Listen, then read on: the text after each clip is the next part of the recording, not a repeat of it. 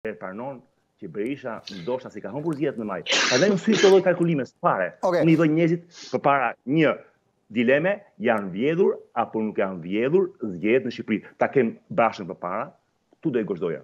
Okej, Albi, atë në këtë moment është duke votuar njofton kolegu Ardit Hoxha për propozimet e bëra nga Basha, por të gjithë e dim që kur propozohen kryetari, ato do të jenë, pra sekretari i përgjithshëm Mikeleta Libej, nën kryetar Açka Çollaku, Pampuri Beko dhe kryetari i Komisionit Zgjedhor Emin Gjana. Po Albi. Shumë e sigurt që ata do të jenë thimi, sepse nuk ka lidhje me propozimin e kryetarit, por ka lidhje me koherencën dhe me qëndresën e këtyre njerëzve për gjatë 2 viteve, domethënë Pra kjo është arsyeja që thuat i Albin ndjesën ndërpres. Pra kjo është arsyeja që janë zgjedhur. Koherenca. Natyrisht, thimi. Atëherë, çfarë shikoj unë këtu, do të bëj një krahasim shumë interesant.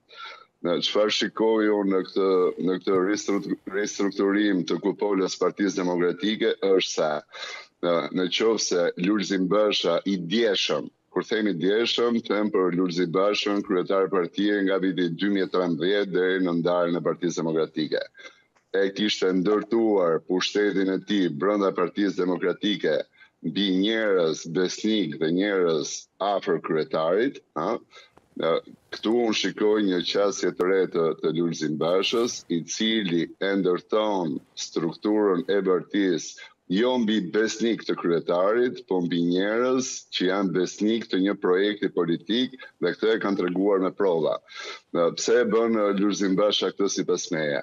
Lulzim Basha e bën këtë sipas meje, sepse kur e ngriti pushtetin e tij brenda partisë mbi besnik të kryetarit, koha tregoi që shumica e tyre tradhuan. Domethënë, nëse njerëzit janë besnik të kryetarit për oportunitet, në rastin më të parë që do t'ju dali një oportunitet sipas tyre më i mirë, e tradhtojnë. Domethënë, kemi një numër të konsiderueshëm antarësh të ish-kupolës Partisë Demokratike, të cilët e tradhuan Lulzim Bashën dhe më i fundit prej tyre, ndoshta i konsideruar si më i besuar dhe më besniku i Lulzim Bashës, është ish sekretari i përgjithshëm zoti Gazmend Bardhi. Sot ne kemi një strukturim të kupolave të partisë, që janë aty sepse i besojnë një projekti politik dhe këtë e kanë treguar me prova. Dhe nëse më lejoni, unë duhet bëj pak një koment se më duket pata një keq kuptim me Genci kur flisim për zgjedhjet në Shqipëri.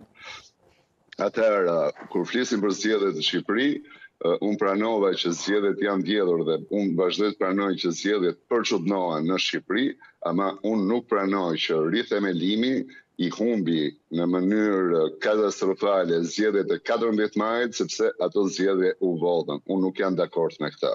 Atëherë, të gjitha analizat, të gjitha sondazhet,